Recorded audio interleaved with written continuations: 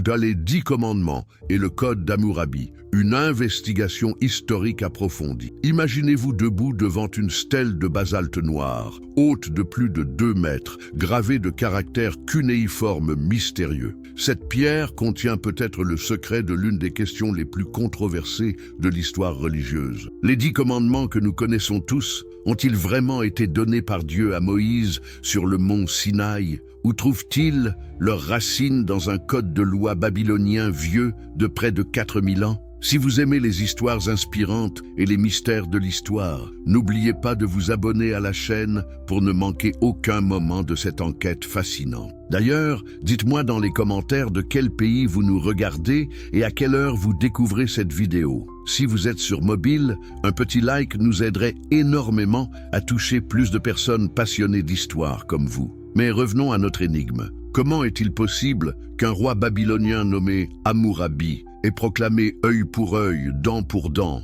1000 ans avant que Moïse ne descende du Sinaï? Pourquoi retrouvons-nous dans le code d'Hammurabi des principes moraux étonnamment similaires à ceux des 10 commandements? Et surtout, que nous révèle le philosophe Spinoza sur cette troublante connexion? Préparez-vous à un voyage extraordinaire à travers les sables du temps, des ziggurats babyloniennes aux montagnes du Sinaï, en passant par les bibliothèques d'Amsterdam du XVIIe siècle. Cette histoire va bouleverser votre vision de l'origine de nos lois morales fondamentales. Pamvejur, première partie, le code d'Hammurabi, la première loi écrite de l'humanité. Nous sommes en 1901. L'archéologue français Jacques de Morgan fouille les ruines de Suse, l'ancienne capitale de l'Empire perse, dans l'actuel Iran. Soudain, ses ouvriers mettent au jour une stèle monumentale de basalte noir. Pouvait-il imaginer qu'il venait de découvrir l'un des documents les plus importants de l'histoire du droit? Mais qui était donc cet Hammurabi dont le nom allait résonner à travers les millénaires? Pour comprendre l'ampleur de sa contribution à la civilisation, nous devons remonter à l'aube de l'humanité urbaine, dans cette région que les Grecs appelleront plus tard la Mésopotamie, le pays entre les fleuves. Vers 1792 avant notre ère, un jeune roi monte sur le trône de Babylone, une cité qui n'est alors qu'une parmi tant d'autres dans le paysage politique fragmenté de la Mésopotamie. Comment ce souverain, dont le règne durera 43 ans, parviendra-t-il à unifier sous son autorité un territoire s'étendant de la Perse à la Syrie? Quelle vision révolutionnaire l'animait-elle? Hammurabi n'était pas seulement un conquérant, il était porteur d'une idée révolutionnaire. Pour qu'un empire survive, il ne suffit pas de le conquérir par l'épée, il faut l'unifier par la loi. Imaginez le défi colossal. Comment gouverner des peuples aux traditions différentes, aux dieux multiples, aux coutumes parfois contradictoires? La réponse d'Hammurabi fut d'une simplicité géniale. Créer un code de loi unique, gravé dans la pierre pour l'éternité. Mais pourquoi la pierre? Dans un monde où l'écriture était encore l'apanage d'une élite restreinte, où la tradition orale dominait, graver des lois dans le basalte constituait un acte politique d'une portée extraordinaire. Cette stèle n'était pas destinée à orner un palais ou un temple caché. Elle devait être érigée sur la place publique, visible de tous, proclamant que désormais, la justice ne dépendrait plus du caprice des puissants, mais de règles fixes et immuables. Avez-vous déjà réfléchi à ce que représentait cette innovation? Pour la première fois dans l'histoire de l'humanité, un souverain proclamait que même lui, le roi, était soumis à la loi qu'il avait promulguée. Le prologue du code est explicite. Hammurabi se présente comme l'élu des dieux Marduk et Shamash, choisi pour faire régner la justice dans le pays, anéantir le méchant et le pervers, empêcher le fort d'opprimer le faible. Mais que contenait exactement ce code révolutionnaire? Les 282 articles qui composent le code d'Hammurabi couvrent pratiquement tous les aspects de la vie en société. Pensez-y, il y a près de 4000 ans, ce texte traitait déjà des contrats commerciaux, du droit de propriété, du mariage, du divorce, de l'héritage, des salaires, de la responsabilité médicale et même de ce que nous appellerions aujourd'hui le droit du travail. L'organisation sociale de l'époque transparaît clairement dans ces lois. La société babylonienne était divisée en 3 classes principales. Les Awilum, hommes libres de plein droit, les Mushkenum, hommes libres de statut inférieur, et les Wardum, les esclaves. Chaque classe avait ses droits, et ses devoirs spécifiques. Cette stratification peut nous choquer aujourd'hui, mais elle représentait déjà un progrès considérable. Même les esclaves bénéficiaient de certaines protections légales. Prenons l'exemple de l'article 196, l'un des plus célèbres. Si un homme a crevé l'œil d'un homme libre, on lui crèvera l'œil.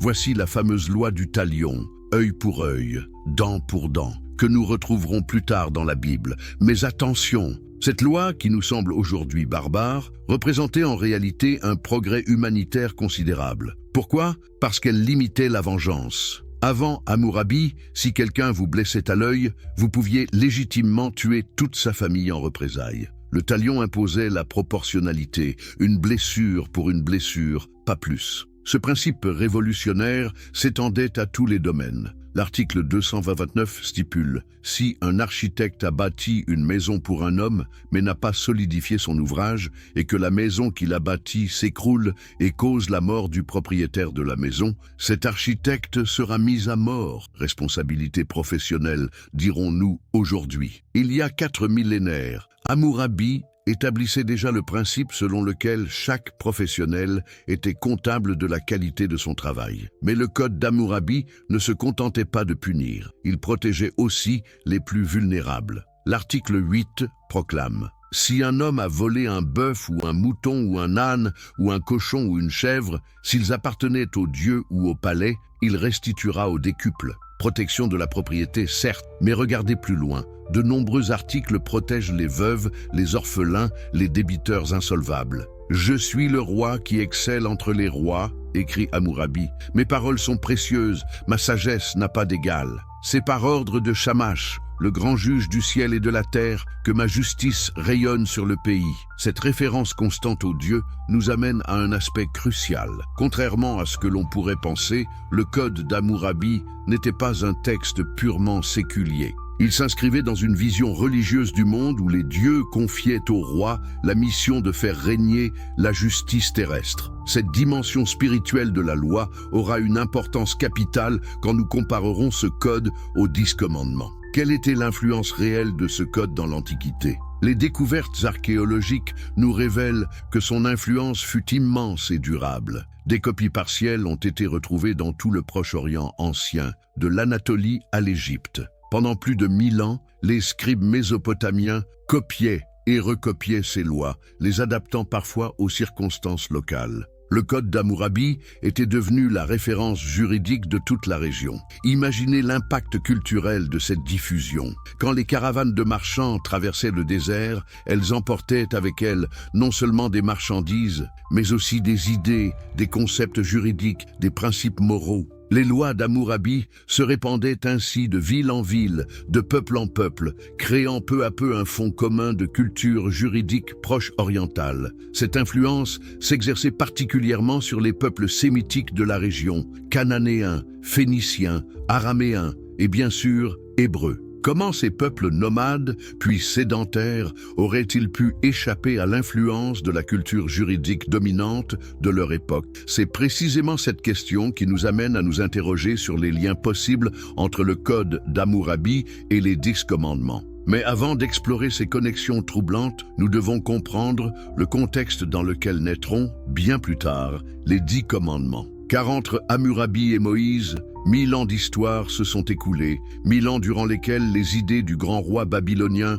ont eu le temps de se répandre, de se transformer, de s'adapter aux croyances et aux besoins des différents peuples du Proche-Orient.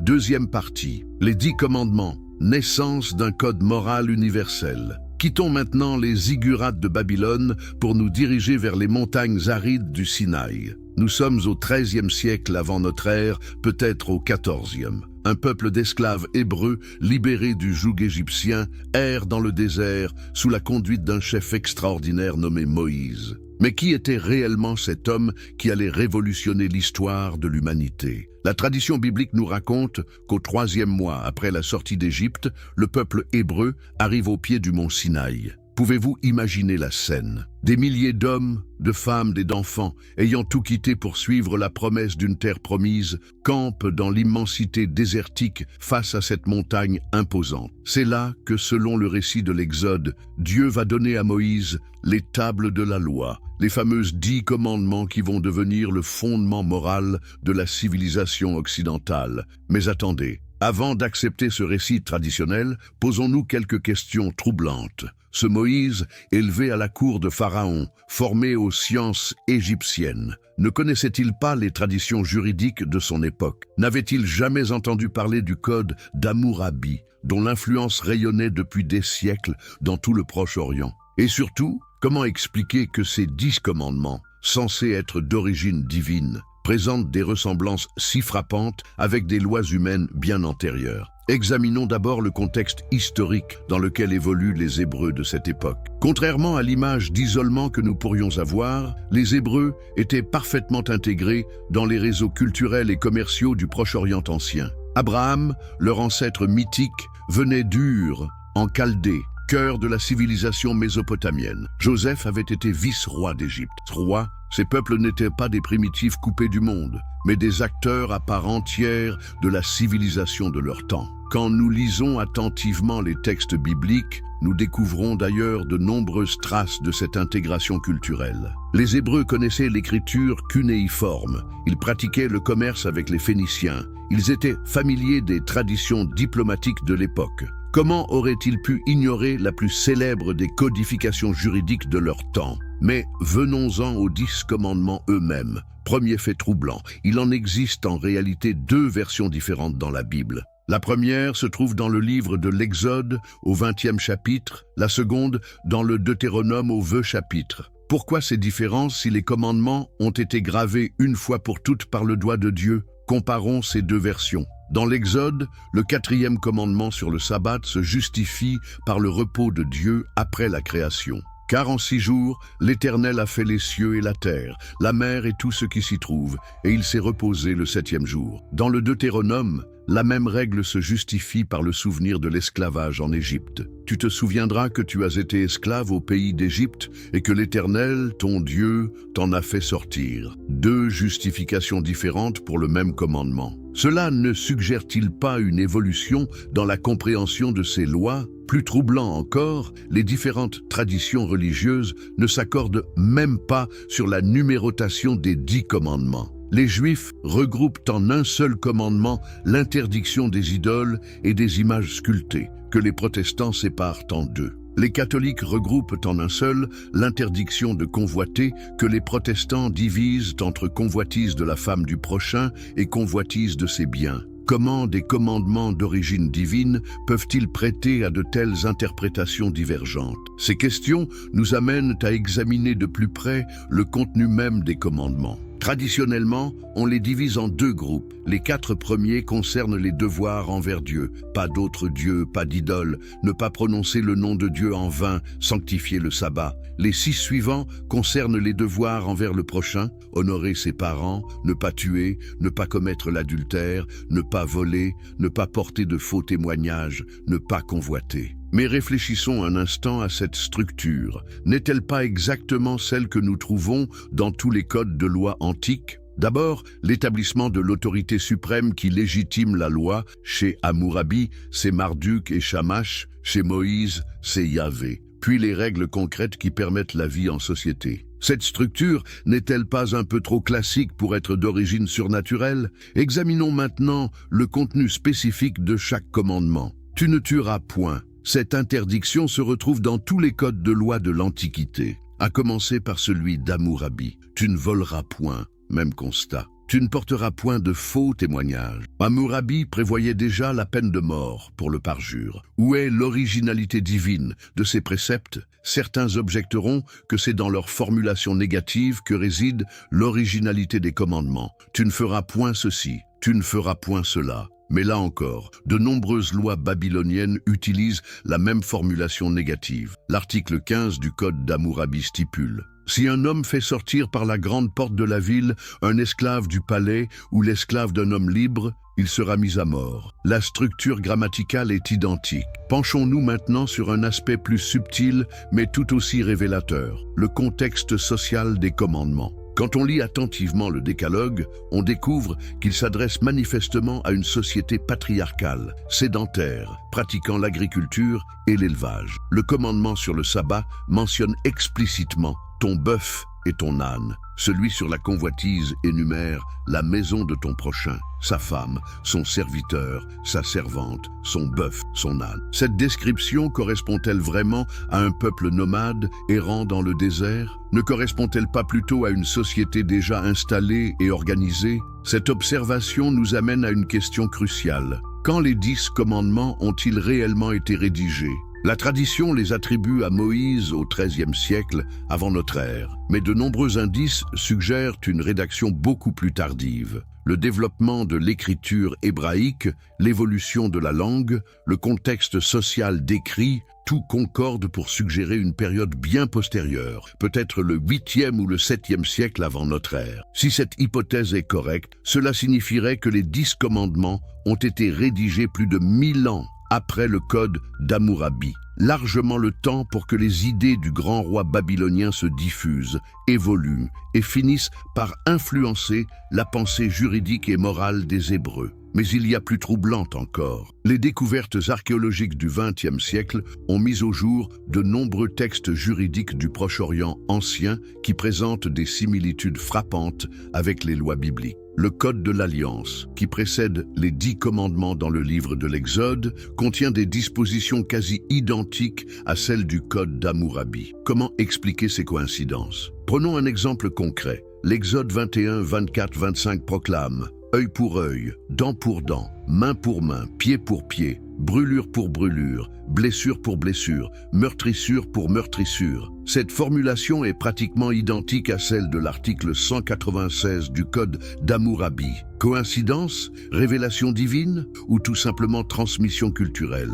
La réponse la plus logique semble être la troisième. Les Hébreux, comme tous les peuples de leur époque, ont hérité d'un fond commun de sagesse juridique proche orientale. Ils ont adapté ce patrimoine à leurs croyances spécifiques, à leur conception monothéiste du divin, à leur expérience historique particulière. Le génie des rédacteurs bibliques n'a pas été d'inventer ex nihilo des règles morales, mais de les retravailler, de les épurer, de les intégrer dans une vision cohérente du monde. Cette hypothèse permet d'expliquer à la fois les ressemblances et les différences entre les codes antiques et les 10 commandements. Les ressemblances s'expliquent par l'héritage commun, les différences par l'adaptation spécifique. Ainsi, là où Hammurabi invoque plusieurs divinités, les commandements proclament l'unicité de Dieu. Là où les lois babyloniennes établissent des distinctions sociales complexes, les commandements s'adressent indistinctement à tous les membres du peuple.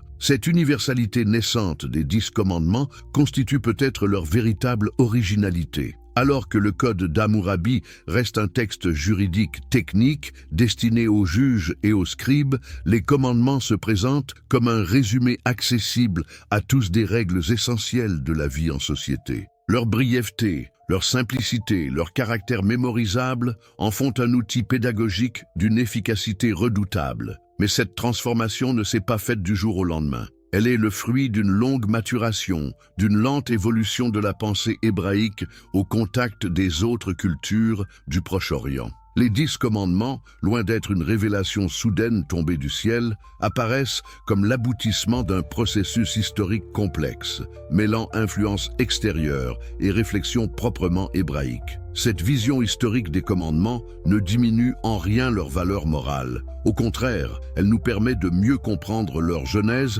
et leur signification. Elle nous montre comment l'humanité, à travers ses tâtonnements et ses échanges, parvient progressivement à dégager des principes éthiques universels. C'est précisément cette compréhension historique qui va inspirer, bien des siècles plus tard, un philosophe révolutionnaire nommé Baruch Spinoza. Mais avant de découvrir sa critique audacieuse de la tradition biblique, nous devons examiner de plus près les ressemblances troublantes entre le Code d'Hammurabi et les 10 commandements. Troisième partie, ressemblance troublante, analyse comparative approfondie. Imaginez que vous soyez archéologue et qu'on vous présente deux textes sans vous dire ni leur provenance ni leur date. Le premier proclame « Si un homme a crevé l'œil d'un homme libre, on lui crèvera l'œil ». Le second déclare « œil pour œil, dent pour dent ». Pourriez-vous deviner que 1000 ans séparent ces deux formulations ? Que la première vient de Babylone et la seconde du mont Sinaï.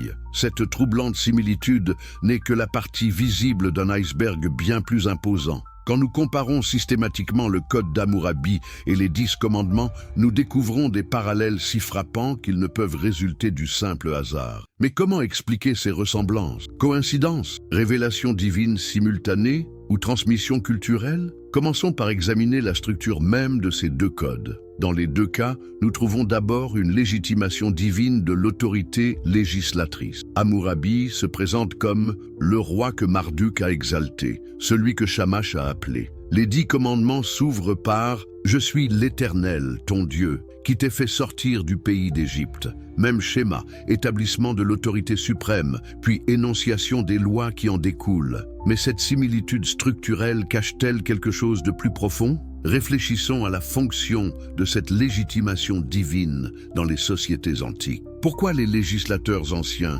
éprouvaient-ils le besoin de placer leurs lois sous l'autorité des dieux? La réponse est simple. Dans un monde où la tradition orale dominait, où l'autorité politique restait fragile, seule la caution divine pouvait donner aux lois la stabilité et l'universalité nécessaires à leur application. Cette stratégie de légitimation révèle quelque chose de fondamental sur la nature humaine, le besoin de transcendance dans l'établissement des règles morales. Que ce soit à Babylone ou au Sinaï, les législateurs ont compris qu'une loi purement humaine resterait toujours contestable, révisable, fragile. Seule une loi divine pouvait prétendre à l'éternité. Passons maintenant au contenu même des lois. L'interdiction du meurtre constitue l'exemple le plus évident de convergence. L'article 1 du Code d'Hammurabi stipule « Si un homme a accusé un homme et a jeté sur lui l'imputation de meurtre, mais ne l'a pas confondu, celui qui l'a accusé sera mis à mort. » Le 6e commandement proclame simplement « Tu ne tueras point ». Même principe fondamental, expression différente. Mais pourquoi cette convergence ? N'est-elle pas évidente? Toute société qui veut survivre doit protéger la vie de ses membres. Objection légitime, mais qui soulève une question plus profonde. Si ces principes sont si évidents, pourquoi ont-ils eu besoin d'être formulés explicitement? Pourquoi graver dans la pierre des règles que la nature humaine devrait connaître instinctivement? La réponse nous ramène à la réalité de la condition humaine. L'homme est capable du meilleur comme du pire. Il peut faire preuve d'altruisme sublime ou d'égoïsme destructeur. Les lois morales ne décrivent pas ce que l'homme fait naturellement, mais ce qu'il doit faire pour que la société survive. Elles sont un idéal vers lequel tendre, non une description de la réalité. L'interdiction du vol présente le même type de convergence. Les articles 6 à 25 du Code d'Hammurabi détaillent minutieusement les sanctions contre différents types de vols. Le 8e commandement se contente de proclamer « Tu ne voleras point ». Là encore, même principe fondamental, formulation différente. Hammurabi précise et détaille, les commandements résument et synthétisent. Cette différence de style révèle quelque chose d'important sur l'évolution de la pensée juridique. Le Code d'Hammurabi appartient encore à l'âge casuistique du droit où il faut prévoir et régler chaque cas particulier. Les 10 commandements annoncent l'âge des principes généraux, dont les applications concrètes seront déduites ultérieurement. Évolution technique, mais aussi révolution conceptuelle. L'interdiction du faux témoignage offre un autre exemple saisissant de convergence. L'article 3 du Code d'Hammurabi proclame « Si un homme a témoigné dans un procès comme témoin à charge, mais n'a pas prouvé la parole qu'il a dite, si ce procès est un procès capital, cet homme sera mis à mort. » Le 9e commandement déclare « Tu ne porteras point de faux témoignages contre ton prochain. » Ici encore, nous voyons la différence entre l'approche babylonienne et l'approche hébraïque. Hammurabi précise les sanctions selon la gravité des conséquences du faux témoignage. Les commandements énoncent le principe sans détailler les sanctions. Mais dans les deux cas, la préoccupation est identique. Protéger la société contre le mensonge institutionnel. Pourquoi cette préoccupation commune? Parce que toute société complexe repose sur la confiance mutuelle. Dès que les citoyens perdent foi en la justice, dès qu'ils soupçonnent les témoins de mentir et les juges de se laisser corrompre, l'édifice social s'effondre. L'interdiction du faux témoignage ne protège pas seulement les accusés innocents, elle protège l'institution judiciaire elle-même. La question de l'adultère révèle des parallèles encore plus troublants. Les articles 129 à 143 du Code d'Hammurabi traitent longuement des questions matrimoniales. L'article 129 stipule notamment « Si l'épouse d'un homme a été prise en flagrant délit de coucher avec un autre homme, on les liera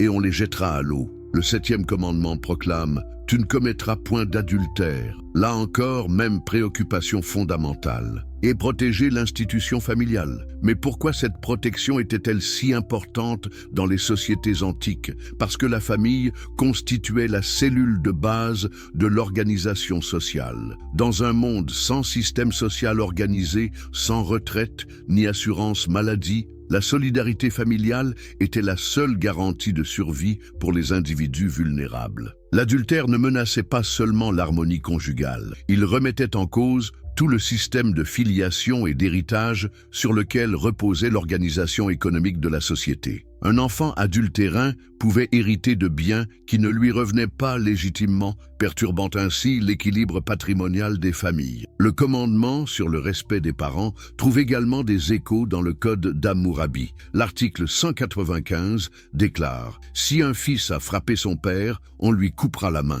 Le 5e commandement proclame plus positivement « Honore ton père et ta mère ». Même préoccupation, approche différente. Hammurabi punit la transgression. Les commandements encouragent la vertu. Cette différence d'approche révèle une évolution importante dans la conception de la loi morale. Le Code d'Hammurabi reste essentiellement répressif. Il énumère les fautes et les sanctions correspondantes. Les 10 commandements annoncent une approche plus préventive. Ils énoncent des principes positifs dont le respect rend inutile la sanction. Mais pourquoi le respect des parents était-il si crucial dans les sociétés antiques ? Là encore, la réponse tient à l'organisation sociale de l'époque. Dans une société sans système de retraite, les parents âgés dépendaient entièrement de leurs enfants pour survivre. Le manque de respect filial pouvait littéralement condamner à mort les anciens. Les 10 commandements et le Code d'Hammurabi. Une investigation historique approfondie. Jagujra. Introduction. Imaginez-vous debout devant une stèle de basalte noir, haute de plus de 2 mètres, gravée de caractères cunéiformes mystérieux. Cette pierre contient peut-être le secret de l'une des questions les plus controversées de l'histoire religieuse. Les 10 commandements que nous connaissons tous ont-ils vraiment été donnés par Dieu à Moïse sur le mont Sinaï? Ou trouvent-ils leurs racines dans un code de loi babylonien vieux de près de 4000 ans? Si vous aimez les histoires inspirantes et les mystères de l'histoire, n'oubliez pas de vous abonner à la chaîne pour ne manquer aucun moment de cette enquête fascinante. D'ailleurs, dites-moi dans les commentaires de quel pays vous nous regardez et à quelle heure vous découvrez cette vidéo. Si vous êtes sur mobile, un petit like nous aiderait énormément à toucher plus de personnes passionnées d'histoire comme vous. Mais revenons à notre énigme. Comment est-il possible qu'un roi babylonien nommé Hammurabi ait proclamé œil pour œil, dent pour dent, 1000 ans avant que Moïse ne descende du Sinaï? Pourquoi retrouvons-nous dans le Code d'Hammurabi des principes moraux étonnamment similaires à ceux des 10 commandements? Et surtout, que nous révèle le philosophe Spinoza sur cette troublante connexion? Préparez-vous à un voyage extraordinaire à travers les sables du temps, des ziggourats babyloniennes aux montagnes du Sinaï, en passant par les bibliothèques d'Amsterdam du XVIIe siècle. Cette histoire va bouleverser votre vision de l'origine de nos lois morales fondamentales. Pamvejur, première partie, le Code d'Hammurabi, la première loi écrite de l'humanité. Nous sommes en 1901. L'archéologue français Jacques de Morgan fouille les ruines de Suse, l'ancienne capitale de l'Empire perse, dans l'actuel Iran. Soudain, ses ouvriers mettent au jour une stèle monumentale de basalte noir. Pouvaient-ils imaginer qu'ils venaient de découvrir l'un des documents les plus importants de l'histoire du droit? Mais qui était donc cet Hammurabi dont le nom allait résonner à travers les millénaires? Pour comprendre l'ampleur de sa contribution à la civilisation, nous devons remonter à l'aube de l'humanité urbaine, dans cette région que les Grecs appelleront plus tard la Mésopotamie, le pays entre les fleuves. Vers 1792 avant notre ère, un jeune roi monte sur le trône de Babylone, une cité qui n'est alors qu'une parmi tant d'autres dans le paysage politique fragmenté de la Mésopotamie. Comment ce souverain, dont le règne durera 43 ans, parviendra-t-il à unifier sous son autorité un territoire s'étendant de la Perse à la Syrie? Quelle vision révolutionnaire l'animait-elle? Hammurabi n'était pas seulement un conquérant. Il était porteur d'une idée révolutionnaire. Pour qu'un empire survive, il ne suffit pas de le conquérir par l'épée, il faut l'unifier par la loi. Imaginez le défi colossal. Comment gouverner des peuples aux traditions différentes, aux dieux multiples, aux coutumes parfois contradictoires? La réponse d'Hammurabi fut d'une simplicité géniale. Créer un code de lois unique gravé dans la pierre pour l'éternité. Mais pourquoi la pierre? Dans un monde où l'écriture était encore l'apanage d'une élite restreinte, où la tradition orale dominait,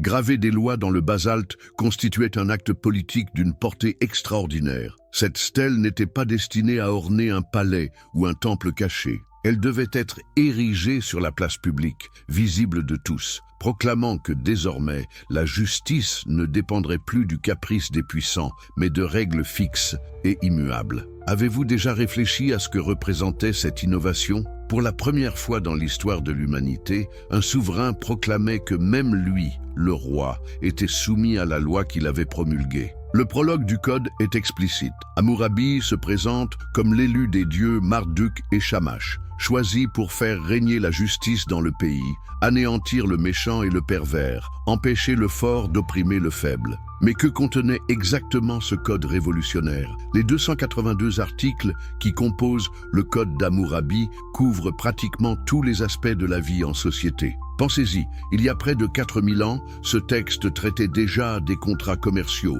du droit de propriété, du mariage, du divorce, de l'héritage, des salaires, de la responsabilité médicale et même de ce que nous appellerions aujourd'hui le droit du travail. L'organisation sociale de l'époque transparaît clairement dans ces lois. La société babylonienne était divisée en 3 classes principales. Les Awilum, hommes libres de plein droit, les Mushkenum, hommes libres de statut inférieur, et les Wardum, les esclaves. Chaque classe avait ses droits et ses devoirs spécifiques. Cette stratification peut nous choquer aujourd'hui, mais elle représentait déjà un progrès considérable. Même les esclaves bénéficiaient de certaines protections légales. Prenons l'exemple de l'article 196, l'un des plus célèbres. Si un homme a crevé l'œil d'un homme libre, on lui crèvera l'œil. Voici la fameuse loi du talion, œil pour œil, dent pour dent, que nous retrouverons plus tard dans la Bible. Mais attention, cette loi, qui nous semble aujourd'hui barbare, représentait en réalité un progrès humanitaire considérable. Pourquoi? Parce qu'elle limitait la vengeance. Avant Hammurabi, si quelqu'un vous blessait à l'œil, vous pouviez légitimement tuer toute sa famille en représailles. Le talion imposait la proportionnalité, une blessure pour une blessure, pas plus. Ce principe révolutionnaire s'étendait à tous les domaines. L'article 229 stipule « Si un architecte a bâti une maison pour un homme, mais n'a pas solidifié son ouvrage, et que la maison qu'il a bâtie s'écroule et cause la mort du propriétaire de la maison, cet architecte sera mis à mort. Responsabilité professionnelle, dirons-nous aujourd'hui. » Il y a 4 millénaires, Hammurabi établissait déjà le principe selon lequel chaque professionnel était comptable de la qualité de son travail. Mais le code d'Hammurabi ne se contentait pas de punir, il protégeait aussi les plus vulnérables. L'article 8 proclame « Si un homme a volé un bœuf ou un mouton ou un âne ou un cochon ou une chèvre, s'ils appartenaient au dieu ou au palais, il restituera au décuple. » Protection de la propriété, certes, mais regardez plus loin. De nombreux articles protègent les veuves, les orphelins, les débiteurs insolvables. « Je suis le roi qui excelle entre les rois », écrit Hammurabi. « Mes paroles sont précieuses, ma sagesse n'a pas d'égal. C'est par ordre de Shamash, le grand juge du ciel et de la terre, que ma justice rayonne sur le pays. » Cette référence constante au Dieu nous amène à un aspect crucial. Contrairement à ce que l'on pourrait penser, le code d'Hammurabi n'était pas un texte purement séculier. Il s'inscrivait dans une vision religieuse du monde où les dieux confiaient au roi la mission de faire régner la justice terrestre. Cette dimension spirituelle de la loi aura une importance capitale quand nous comparerons ce code aux 10 commandements. Quelle était l'influence réelle de ce code dans l'Antiquité? Les découvertes archéologiques nous révèlent que son influence fut immense et durable. Des copies partielles ont été retrouvées dans tout le Proche-Orient ancien,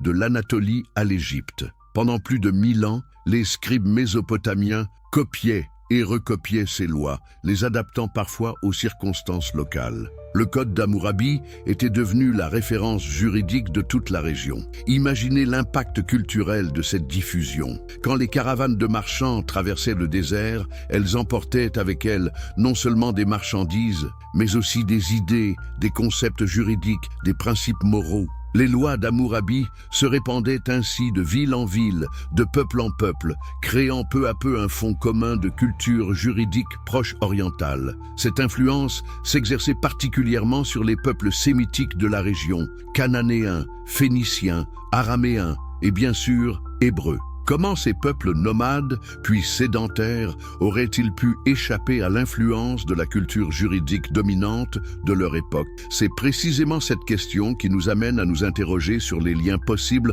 entre le code d'Hammurabi et les 10 commandements. Mais avant d'explorer ces connexions troublantes, nous devons comprendre le contexte dans lequel naîtront, bien plus tard, les 10 commandements. Car entre Hammurabi et Moïse, 1000 ans d'histoire se sont écoulés, 1000 ans durant lesquels les idées du grand roi babylonien ont eu le temps de se répandre, de se transformer, de s'adapter aux croyances et aux besoins des différents peuples du Proche-Orient.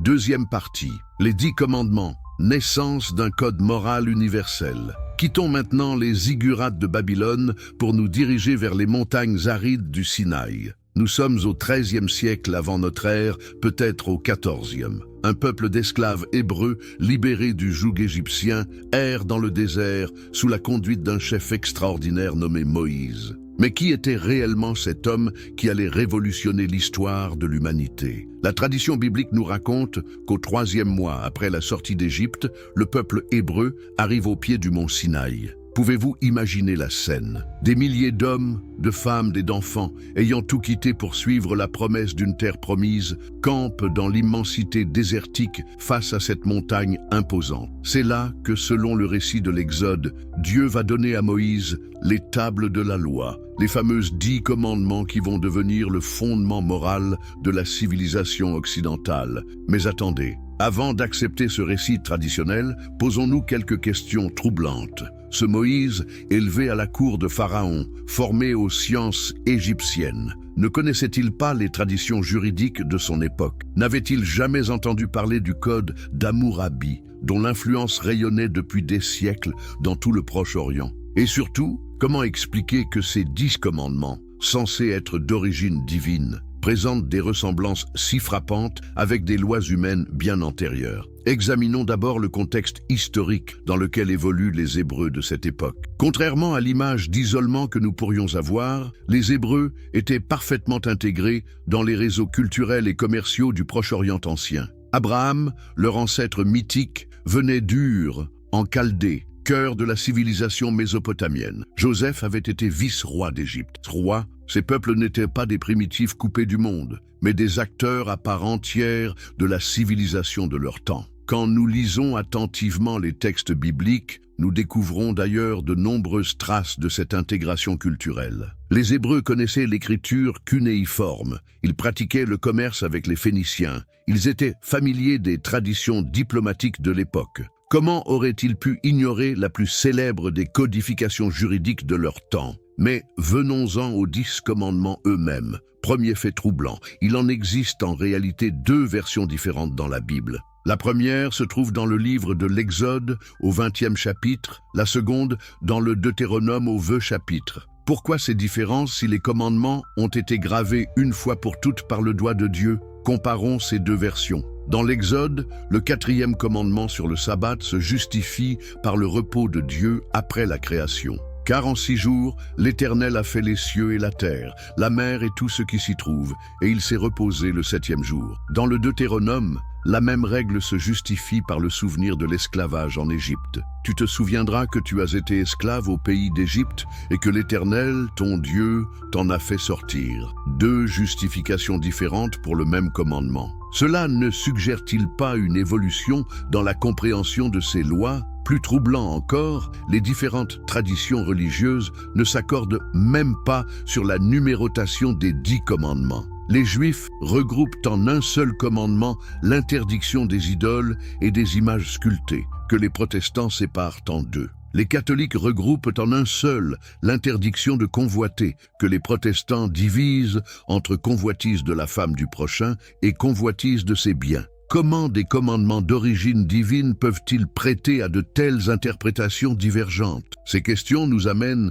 à examiner de plus près le contenu même des commandements. Traditionnellement, on les divise en deux groupes. Les 4 premiers concernent les devoirs envers Dieu. Pas d'autre Dieu, pas d'idole, ne pas prononcer le nom de Dieu en vain, sanctifier le sabbat. Les 6 suivants concernent les devoirs envers le prochain, honorer ses parents, ne pas tuer, ne pas commettre l'adultère, ne pas voler, ne pas porter de faux témoignages, ne pas convoiter. Mais réfléchissons un instant à cette structure. N'est-elle pas exactement celle que nous trouvons dans tous les codes de loi antiques? D'abord, l'établissement de l'autorité suprême qui légitime la loi. Chez Hammurabi, c'est Marduk et Shamash. Chez Moïse, c'est Yahvé. Puis les règles concrètes qui permettent la vie en société. Cette structure n'est-elle pas un peu trop classique pour être d'origine surnaturelle? Examinons maintenant le contenu spécifique de chaque commandement. Tu ne tueras point. Cette interdiction se retrouve dans tous les codes de loi de l'Antiquité, à commencer par celui d'Hammurabi.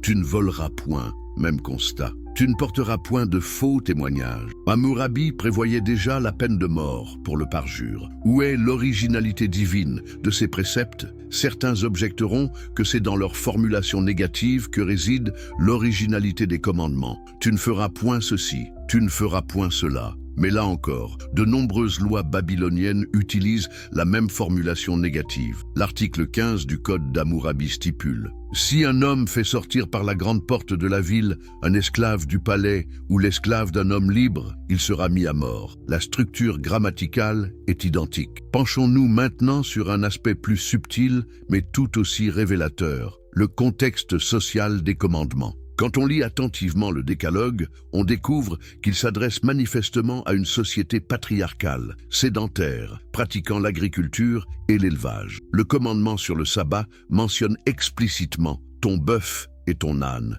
Celui sur la convoitise énumère la maison de ton prochain, sa femme, son serviteur, sa servante, son bœuf, son âne. Cette description correspond-elle vraiment à un peuple nomade errant dans le désert? Ne correspond-elle pas plutôt à une société déjà installée et organisée? Cette observation nous amène à une question cruciale. Quand les 10 commandements ont-ils réellement été rédigés? La tradition les attribue à Moïse au XIIIe siècle avant notre ère, mais de nombreux indices suggèrent une rédaction beaucoup plus tardive. Le développement de l'écriture hébraïque, l'évolution de la langue, le contexte social décrit, tout concorde pour suggérer une période bien postérieure, peut-être le 8e ou le 7e siècle avant notre ère. Si cette hypothèse est correcte, cela signifierait que les 10 commandements ont été rédigés plus de 1000 ans après le code d'Hammurabi, largement le temps pour que les idées du grand roi babylonien se diffusent, évoluent et finissent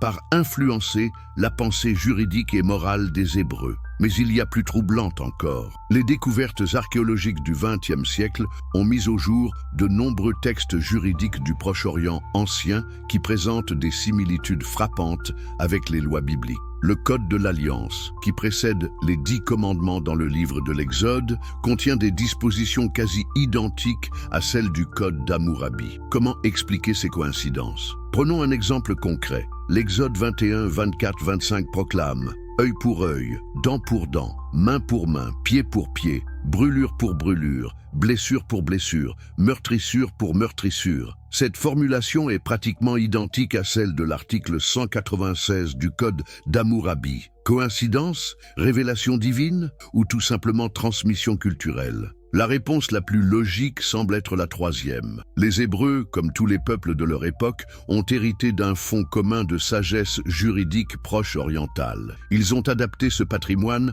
à leurs croyances spécifiques, à leur conception monothéiste du divin, à leur expérience historique particulière. Le génie des rédacteurs bibliques n'a pas été d'inventer ex nihilo des règles morales, mais de les retravailler travailler, de les épurer, de les intégrer dans une vision cohérente du monde. Cette hypothèse permet d'expliquer à la fois les ressemblances et les différences entre les codes antiques et les 10 commandements. Les ressemblances s'expliquent par l'héritage commun, les différences par l'adaptation spécifique. Ainsi, là où Hammurabi invoque plusieurs divinités, les commandements proclament l'unicité de Dieu. Là où les lois babyloniennes établissent des distinctions sociales complexes, les commandements s'adressent indistinctement à tous les membres du peuple. Cette universalité naissante des 10 commandements constitue peut-être leur véritable originalité.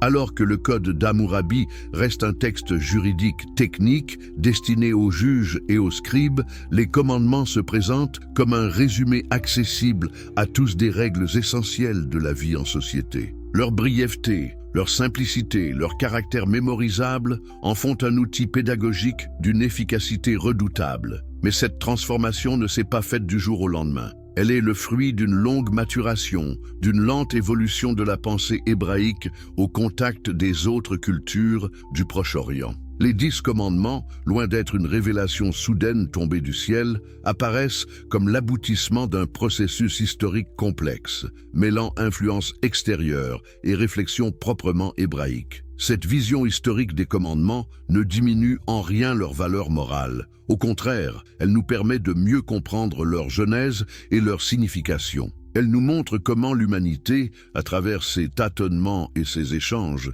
parvient progressivement à dégager des principes éthiques universels. C'est précisément cette compréhension historique qui va inspirer, bien des siècles plus tard, un philosophe révolutionnaire nommé Baruch Spinoza. Mais avant de découvrir sa critique audacieuse de la tradition biblique, nous devons examiner de plus près les ressemblances troublantes entre le code d'Hammurabi et les 10 commandements. Troisième partie, ressemblance troublante, analyse comparative approfondie. Imaginez que vous soyez archéologue et qu'on vous présente 2 textes sans vous dire ni leur provenance ni leur date. Le premier proclame « Si un homme a crevé l'œil d'un homme libre, on lui crèvera l'œil ». Le second déclare « œil pour œil, dent pour dent ». Pourriez-vous deviner que 1000 ans séparent ces 2 formulations ? Que la première vient de Babylone et la seconde du mont Sinaï. Cette troublante similitude n'est que la partie visible d'un iceberg bien plus imposant. Quand nous comparons systématiquement le code d'Hammurabi et les 10 commandements, nous découvrons des parallèles si frappants qu'ils ne peuvent résulter du simple hasard. Mais comment expliquer ces ressemblances? Coïncidence? Révélation divine simultanée? Ou transmission culturelle? Commençons par examiner la structure même de ces 2 codes. Dans les 2 cas, nous trouvons d'abord une légitimation divine de l'autorité législatrice. Hammurabi se présente comme le roi que Marduk a exalté, celui que Shamash a appelé. Les 10 commandements s'ouvrent par « Je suis l'Éternel, ton Dieu, qui t'ai fait sortir du pays d'Égypte ». Même schéma, établissement de l'autorité suprême, puis énonciation des lois qui en découlent. Mais cette similitude structurelle cache-t-elle quelque chose de plus profond? Réfléchissons à la fonction de cette légitimation divine dans les sociétés antiques. Pourquoi les législateurs anciens éprouvaient-ils le besoin de placer leurs lois sous l'autorité des dieux? La réponse est simple. Dans un monde où la tradition orale dominait, où l'autorité politique restait fragile, seule la caution divine pouvait donner aux lois la stabilité et l'universalité nécessaires à leur application. Cette stratégie de légitimation révèle quelque chose de fondamental sur la nature humaine, le besoin de transcendance dans l'établissement des règles morales. Que ce soit à Babylone ou au Sinaï, les législateurs ont compris qu'une loi purement humaine resterait toujours contestable, révisable, fragile. Seule une loi divine pouvait prétendre à l'éternité. Passons maintenant au contenu même des lois. L'interdiction du meurtre constitue l'exemple le plus évident de convergence. L'article 1 du Code d'Hammurabi stipule « Si un homme a accusé un homme et a jeté sur lui l'imputation de meurtre, mais ne l'a pas confondu, celui qui l'a accusé sera mis à mort. » Le 6e commandement proclame simplement « Tu ne tueras point ». Même principe fondamental, expression différente. Mais pourquoi cette convergence?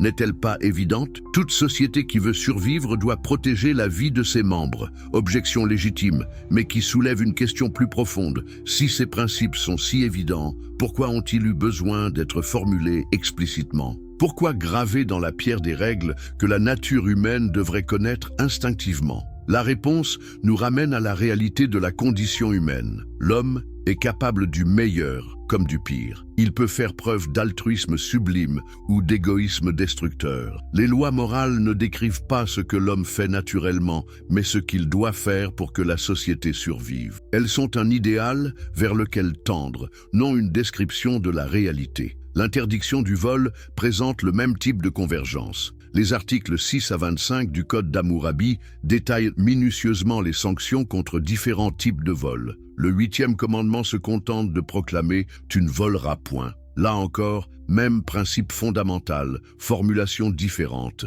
Hammurabi précise et détaille, les commandements résument et synthétisent. Cette différence de style révèle quelque chose d'important sur l'évolution de la pensée juridique. Le Code d'Hammurabi appartient encore à l'âge casuistique du droit où il faut prévoir et régler chaque cas particulier. Les 10 commandements annoncent l'âge des principes généraux, dont les applications concrètes seront déduites ultérieurement. Évolution technique, mais aussi révolution conceptuelle. L'interdiction du faux témoignage offre un autre exemple saisissant de convergence. L'article 3 du Code d'Hammurabi proclame « Si un homme a témoigné dans un procès comme témoin à charge, mais n'a pas prouvé la parole qu'il a dite, si ce procès est un procès capital, cet homme sera mis à mort. » Le 9e commandement déclare « Tu ne porteras point de faux témoignages contre ton prochain. » Ici encore, nous voyons la différence entre l'approche babylonienne et l'approche hébraïque. Hammurabi précise les sanctions selon la gravité des conséquences du faux témoignage. Les commandements énoncent le principe sans détailler les sanctions. Mais dans les deux cas, la préoccupation est identique. Protéger la société contre le mensonge institutionnel. Pourquoi cette préoccupation commune? Parce que toute société complexe repose sur la confiance mutuelle. Dès que les citoyens perdent foi en la justice, dès qu'ils soupçonnent les témoins de mentir et les juges de se laisser corrompre, l'édifice social s'effondre. L'interdiction du faux témoignage ne protège pas seulement les accusés innocents, elle protège l'institution judiciaire elle-même. La question de l'adultère révèle des parallèles encore plus troublants. Les articles 129 à 143 du Code d'Hammurabi traitent longuement des questions matrimoniales. L'article 129 stipule notamment « Si l'épouse d'un homme a été prise en flagrant délit de coucher avec un autre homme, on les liera et on les jettera à l'eau. » Le 7e commandement proclame « Tu ne commettras point d'adultère ». Là encore, même préoccupation fondamentale. Et protéger l'institution familiale. Mais pourquoi cette protection était-elle si importante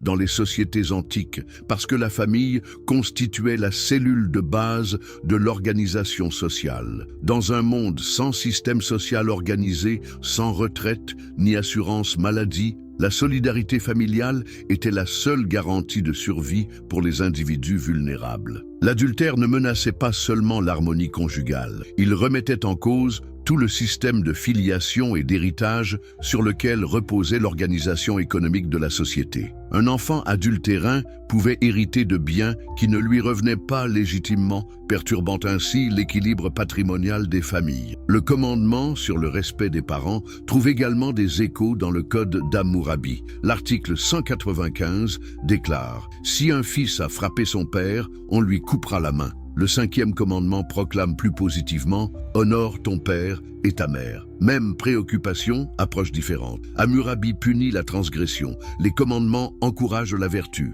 Cette différence d'approche révèle une évolution importante dans la conception de la loi morale. Le Code d'Hammurabi reste essentiellement répressif. Il énumère les fautes et les sanctions correspondantes. Les 10 commandements annoncent une approche plus préventive. Ils énoncent des principes positifs dont le respect rend inutile la sanction. Mais pourquoi le respect des parents était-il si crucial dans les sociétés antiques? Là encore, la réponse tient à l'organisation sociale de l'époque. Dans une société sans système de retraite, les parents âgés dépendaient entièrement de leurs enfants pour survivre. Le manque de respect filial pouvait littéralement condamner à mort les anciens. Protéger l'autorité parentale, c'était protéger l'ordre social tout entier. Quatrième partie, Spinoza et la révolution rationaliste. Amsterdam, 1656. Dans le silence feutré de la synagogue portugaise, une sentence terrible résonne. Baruch Spinoza est retranché, maudit, abhorré,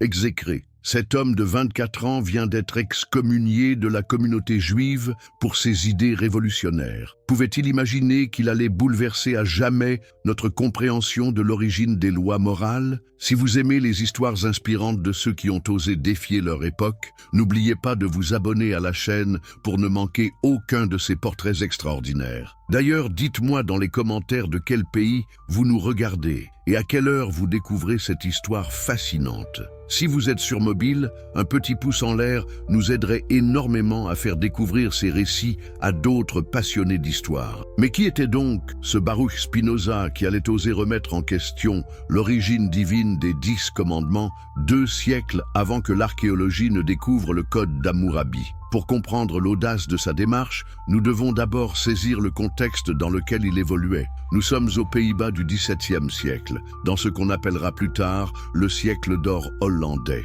Amsterdam est devenue la capitale économique de l'Europe, un carrefour où se mélangent les idées comme les marchandises. C'est dans cette atmosphère de relative tolérance que grandit Bento, comme l'appellent ses parents, dans une famille de marchands juifs portugais qui avaient fui l'Inquisition espagnole. Le jeune Spinoza reçoit une éducation rabbinique traditionnelle, étudiant l'hébreu, l'araméen, la Torah et le Talmud. Mais voilà qu'il découvre également la philosophie grecque, les mathématiques d'Euclide, la physique de Galilée, la philosophie de Descartes. Comment cette double formation va-t-elle forger son esprit révolutionnaire? Imaginez le choc intellectuel. D'un côté, une tradition qui présente la Torah comme la parole littérale de Dieu, immuable et éternelle. De l'autre, une méthode scientifique qui soumet tout à l'examen critique de la raison. Comment concilier ces deux approches? Comment un esprit rigoureux peut-il accepter que les mêmes faits soient vrais selon la foi et faux selon la raison? C'est précisément cette tension qui va pousser le jeune Spinoza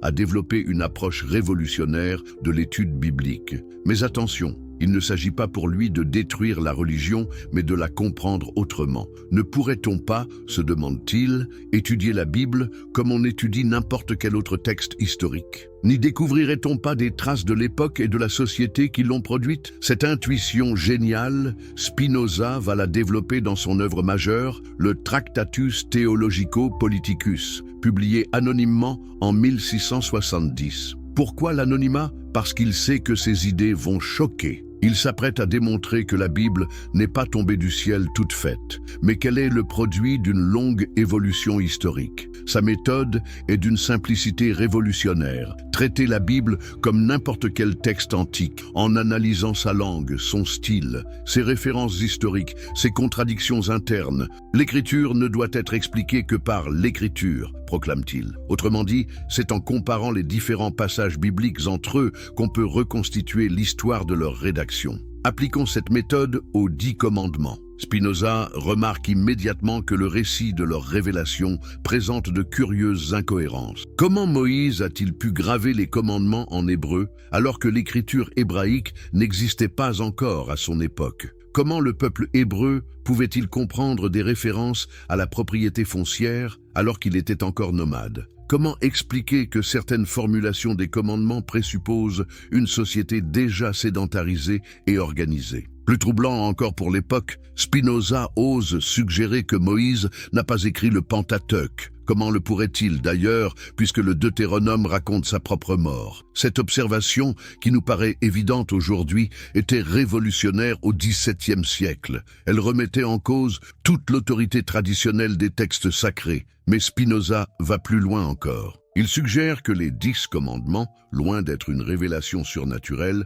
constituent simplement une synthèse de la sagesse morale accumulée par l'humanité. Ces lois, écrit-il, ne diffèrent en rien des lois de la nature. Elles expriment simplement les conditions nécessaires à la vie en société. Cette vision naturaliste de la morale était proprement révolutionnaire. Elle suggérait que l'homme n'a pas besoin de révélation divine pour découvrir les principes de la vie éthique. La raison humaine, correctement exercée, peut par elle-même distinguer le bien du mal, le juste de l'injuste. Les 10 commandements ne seraient alors que la formulation particulière, adaptée au contexte hébraïque, de vérité morale universelle. Mais comment Spinoza explique-t-il alors les ressemblances entre les lois hébraïques et les codes antérieurs? Sa réponse est d'une logique implacable. Les Hébreux ont emprunté leurs lois aux autres nations. Il cite explicitement l'influence des coutumes égyptiennes, babyloniennes, phéniciennes sur la législation hébraïque. Pour lui, loin d'être une faiblesse, cette influence témoigne de la sagesse des rédacteurs bibliques qui ont su adapter les meilleures traditions juridiques de leur époque. Cette théorie de l'emprunt culturel était particulièrement audacieuse au XVIIe siècle. Elle suggérait que le peuple élu n'était pas si différent des autres peuples, qu'il avait lui aussi appris des autres, évolué au contact des civilisations voisines. Elle relativisait donc considérablement la prétention hébraïque à une révélation unique et exclusive. Mais attention, Spinoza ne tombe pas dans un réductionnisme simpliste. Il reconnaît volontiers l'originalité et la grandeur de la synthèse hébraïque. Ce qui fait la spécificité des 10 commandements, selon lui, ce n'est pas leur contenu moral, qu'on retrouve peu ou prou dans toutes les civilisations, mais leur formulation particulière adaptée au génie propre du peuple hébreu. Cette formulation présente en effet des caractéristiques remarquables. D'abord, sa simplicité. Là où les codes antiques se perdent dans le détail des cas particuliers,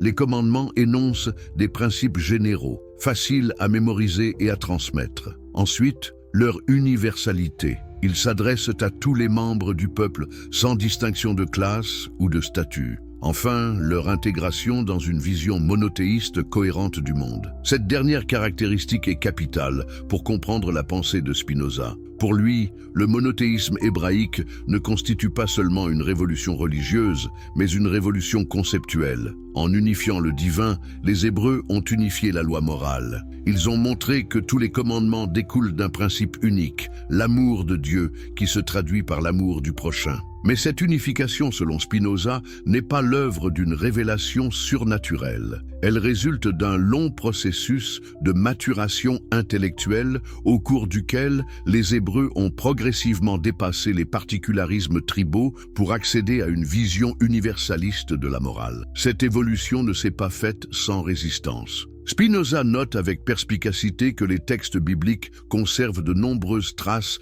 d'une mentalité plus archaïque, où Yahvé apparaît encore comme un Dieu national, jaloux de ses prérogatives, prompt à la colère et à la vengeance. Ces traces témoignent, selon lui, des étapes successives de l'évolution religieuse hébraïque.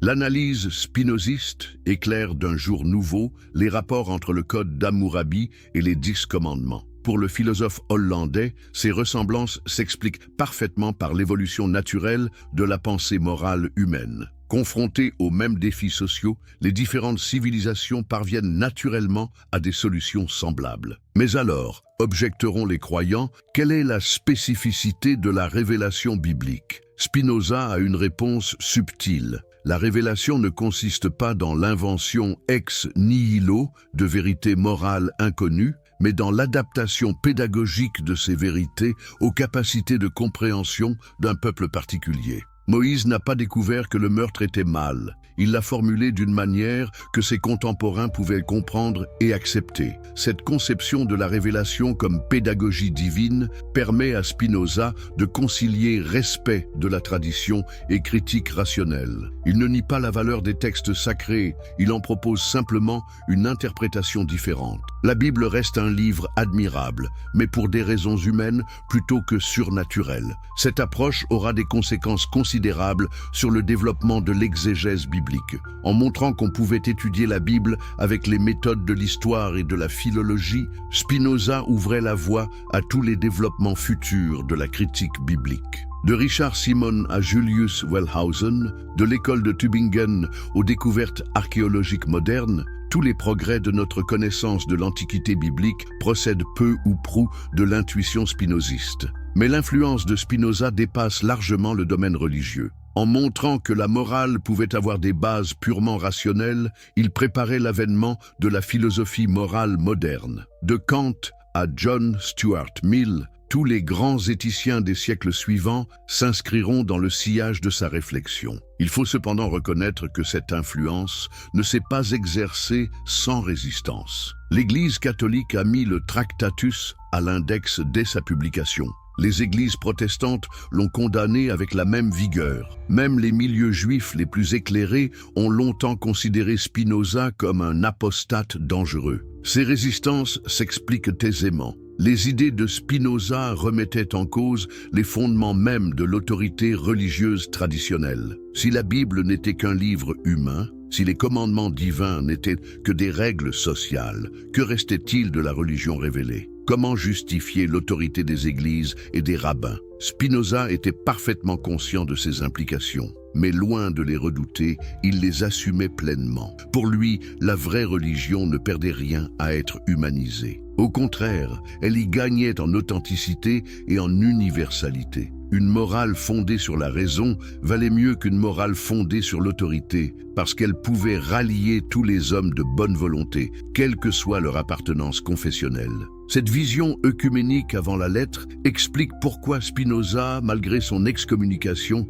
n'a jamais cessé de se considérer comme religieux. Il croyait simplement que la vraie religion consistait non dans l'observance de rites particuliers, mais dans la pratique universelle de la justice et de la charité. Cinquième partie. Le débat moderne et les révélations archéologiques. 1872. Un jeune assyriologue allemand nommé George Smith travaille dans les réserves du British Museum de Londres quand il tombe sur une tablette d'argile couverte de signes cunéiformes. En la déchiffrant, il réalise qu'elle contient un récit du déluge étonnamment similaire à celui de Noé dans la Bible. Sa découverte va faire l'effet d'une bombe dans le monde savant. Comment un récit biblique peut-il se retrouver dans un texte babylonien bien antérieur? Cette découverte n'était que le prélude à une série de révélations archéologiques qui allaient confirmer, bien au-delà des intuitions de Spinoza, l'enracinement profond de la tradition biblique dans la culture du Proche-Orient ancien. Mais ces découvertes posent une question troublante. Comment les croyants peuvent-ils concilier leur foi avec les preuves de plus en plus nombreuses de l'origine humaine des textes sacrés? Pour comprendre l'ampleur de cette révolution scientifique, nous devons d'abord saisir le contexte intellectuel du XIXe siècle. Depuis Spinoza, la critique biblique n'avait cessé de se développer. Des savants comme Jean Astruc, Johann Gottfried Eichhorn, Wilhelm de Weth avaient progressivement démontré que les livres bibliques n'étaient pas l'œuvre d'auteurs uniques, mais résultèrent de la compilation de sources diverses, souvent contradictoires. Mais il manquait à ces théories une confirmation externe. Comment prouver que les Hébreux avaient effectivement emprunté à d'autres cultures? Comment documenter ces influences que postulait la critique historique? C'est précisément cette confirmation que vont apporter les découvertes archéologiques de la seconde moitié du XIXe siècle. La découverte du code d'Hammurabi en 1901 représente dans ce contexte un tournant décisif. Voilà enfin un texte juridique antérieur aux lois bibliques et présentant avec elles des ressemblances indéniables. L'hypothèse de Spinoza sur l'emprunt culturel trouvait sa première confirmation archéologique majeure, mais cette découverte n'était que le début. Tout au long du XXe siècle, les fouilles archéologiques allaient multiplier les trouvailles troublantes. À Ougarit, sur la côte syrienne, on découvrait des textes religieux présentant des parallèles saisissants avec les psaumes bibliques. À Nouzi, en Mésopotamie, on mettait au jour des contrats familiaux expliquant certaines coutumes patriarcales décrites dans la Genèse. À Qumran, près de la mer Morte, on trouvait des manuscrits révélant la diversité du judaïsme à l'époque de Jésus. Chacune de ces découvertes confirmait l'intuition spinoziste. La Bible ne tombait pas du ciel toute faite, mais s'enracinait profondément dans l'humus culturel de son époque. Les Hébreux n'avaient pas vécu en vase clos. Ils avaient participé pleinement aux échanges culturels de leur temps, empruntant ici, adaptant là, créant finalement une synthèse originale à partir d'éléments préexistants. Mais comment les milieux croyants allaient-ils réagir à ces révélations? La première réaction fut, comme on pouvait s'y attendre, le rejet pur et simple. De nombreux théologiens conservateurs refusèrent d'admettre la validité des découvertes archéologiques. Ils développèrent des théories alternatives, souvent acrobatiques, pour préserver l'originalité absolue de la révélation biblique. Certains suggérèrent par exemple que c'était les Babyloniens qui avaient emprunté aux Hébreux et non l'inverse. Cette théorie de la révélation primitive, selon laquelle Dieu aurait révélé les vérités morales dès l'origine de l'humanité, permettait d'expliquer les ressemblances tout en préservant la priorité chronologique de la révélation divine. Malheureusement pour ses partisans, l'archéologie était formelle. Le code d'Hammurabi était bien antérieur aux 10 commandements. D'autres théologiens adoptèrent une stratégie différente. Ils minimisèrent l'importance des ressemblances en insistant sur les différences. Certes, reconnaissaient-ils, il existe des parallèles entre les codes antiques et les lois bibliques, mais ces parallèles ne concernent que les aspects extérieurs de la morale. L'âme véritable des commandements, leur dimension spirituelle, restait unique et d'origine divine. Cette stratégie de distinction entre forme et fond permettait de sauvegarder l'essentiel de la foi traditionnelle tout en tenant compte des données archéologiques. Elle présentait cependant un inconvénient majeur. Elle reposait sur une conception dualiste discutable de la relation entre contenu et expression. Peut-on vraiment séparer le message de la forme qui le véhicule? Face à ces résistances, une nouvelle génération de théologiens allait développer des approches plus nuancées. Plutôt que de nier les influences culturelles sur la Bible, ils tentèrent de les intégrer dans une compréhension renouvelée de la révélation divine. Peut-être Dieu n'agissait-il pas en dehors de l'histoire, mais à travers elle? Peut-être la révélation passait-elle par les processus naturels d'évolution culturelle? Cette théologie de l'inspiration historique permettait de réconcilier foi et science historique.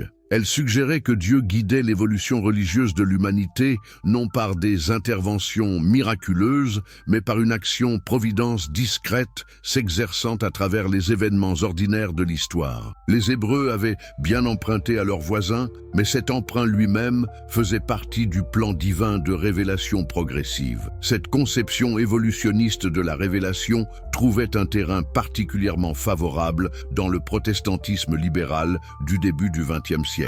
Des théologiens comme Adolphe von Harnack en Allemagne ou Alfred Loisy en France développèrent des synthèses sophistiquées entre critique historique et foi chrétienne. Pour eux, l'essentiel n'était pas de préserver la lettre des textes sacrés, mais d'en dégager l'esprit éternel. Mais cette approche libérale allait bientôt se heurter à de nouvelles difficultés. Les découvertes archéologiques continuaient de s'accumuler, révélant des influences de plus en plus nombreuses sur la formation de la Bible. Comment maintenir l'idée d'une révélation spécifique dans un contexte où tout semblait procéder d'échanges culturels ordinaires? Le développement de l'école de l'histoire des religion Geschichtliche Schule, au début du XXe siècle, allait radicaliser encore davantage cette problématique.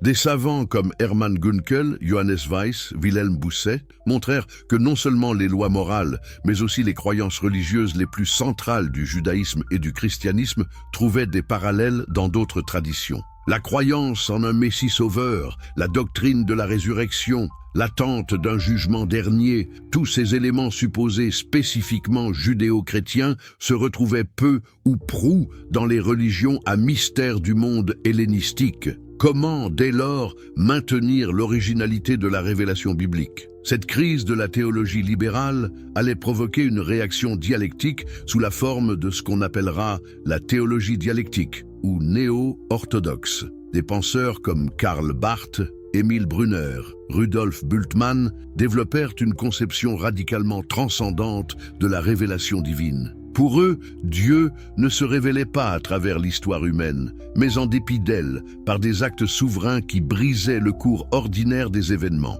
Cette théologie de la rupture permettait de préserver l'originalité absolue de la révélation biblique en la plaçant sur un plan totalement différent de celui des phénomènes historiques ordinaires. Peu importait que les Hébreux aient emprunté à leurs voisins, l'essentiel était que Dieu ait choisi de se révéler à travers ses emprunts mêmes, les transformant radicalement par sa présence. Mais cette solution théologique, pour sophistiquée qu'elle fût, ne résolvait pas vraiment le problème posé par les découvertes archéologiques. Elle se contentait de le contourner en distinguant radicalement le plan de la foi et celui de l'histoire. Cette séparation était-elle tenable à long terme? n'aboutissait-elle pas à une sorte de double vérité incompatible avec l'exigence d'unité de la connaissance? C'est dans ce contexte intellectuel complexe qu'il faut situer les débats contemporains sur l'origine des 10 commandements. Les positions se sont progressivement polarisées entre deux extrêmes. D'un côté, les fondamentalistes qui continuent de défendre l'origine divine littérale des commandements,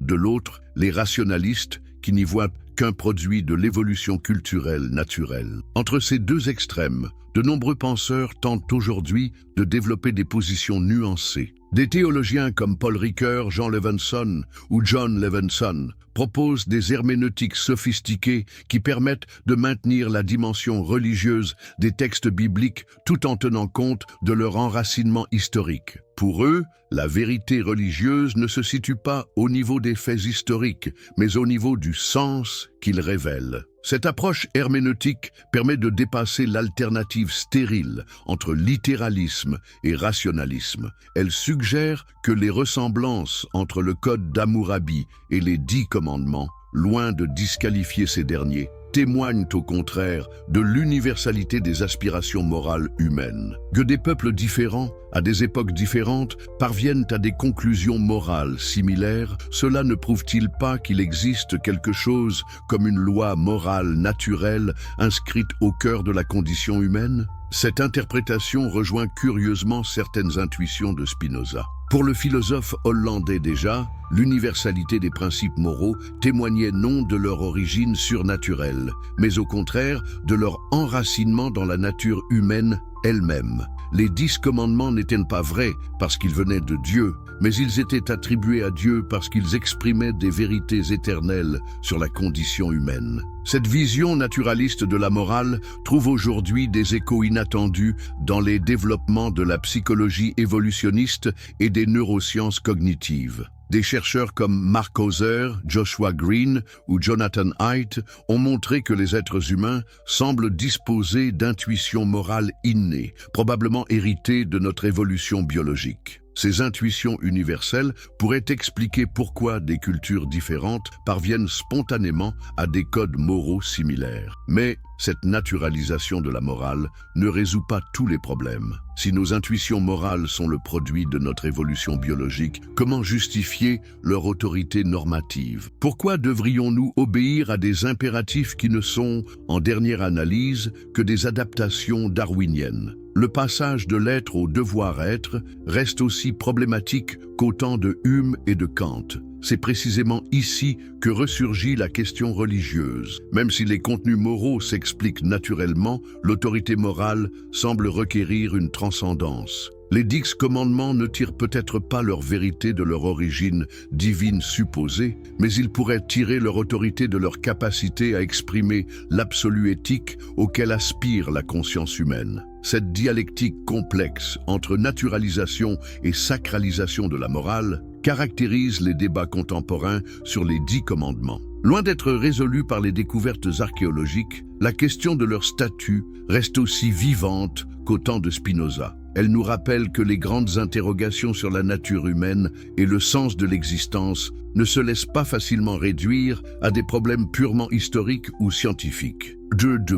Conclusion finale. Nous voici arrivés au terme de cette fascinante enquête qui nous a mené des ziggurates babyloniennes au laboratoire des neurosciences modernes, en passant par les montagnes du Sinaï et les bibliothèques d'Amsterdam. Que retenir de ce voyage extraordinaire à travers plus de 4 millénaires d'histoire humaine? D'abord, une évidence qui aurait ravi Spinoza. Les 10 commandements ne sont pas tombés du ciel tout faits. Ils s'enracinent profondément dans l'humus culturel du Proche-Orient ancien. Ils portent la trace des échanges, des emprunts, des adaptations qui ont marqué l'évolution religieuse de l'humanité. Le Code d'Hammurabi n'est peut-être pas leur ancêtre direct, mais il témoigne de l'existence d'un fond commun de sagesse morale dont les commandements constituent l'une des expressions les plus achevées. Cette constatation historique diminue-t-elle la valeur des 10 commandements? Bien au contraire, elle nous révèle quelque chose d'extraordinaire sur la nature humaine. notre capacité à dégager à travers les tâtonnements et les échanges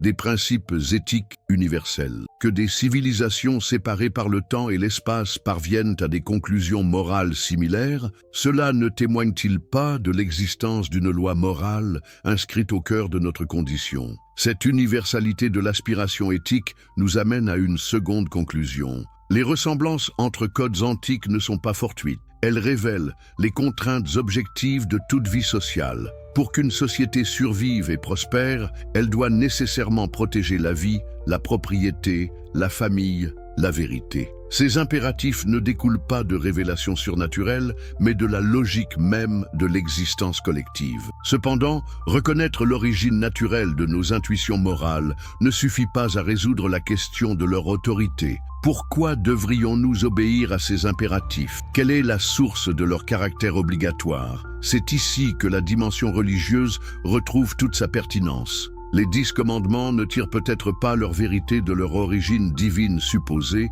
mais ils puisent leur force d'obligation dans leur capacité à exprimer l'absolu moral auquel aspire la conscience humaine. Cette dialectique entre naturalité et transcendance éclaire d'un jour nouveau le débat entre foi et raison qui traverse notre civilisation depuis l'Antiquité. Spinoza avait raison de souligner l'enracinement historique des textes sacrés, mais il avait peut-être tort de réduire la religion à une simple pédagogie sociale. La vraie religion ne consiste pas seulement à enseigner des vérités morales que la raison pourrait découvrir par elle-même, elle révèle aussi la dimension d'absolu qui habite ces vérités. Quelles leçons tirer de cette analyse pour notre époque? D'abord, une invitation à la modestie intellectuelle. Les grandes questions sur l'origine et la nature de la morale ne se laissent pas facilement réduire à des problèmes purement historiques ou scientifiques. Elles mettent en jeu des dimensions de sens qui dépassent le cadre de l'investigation empirique.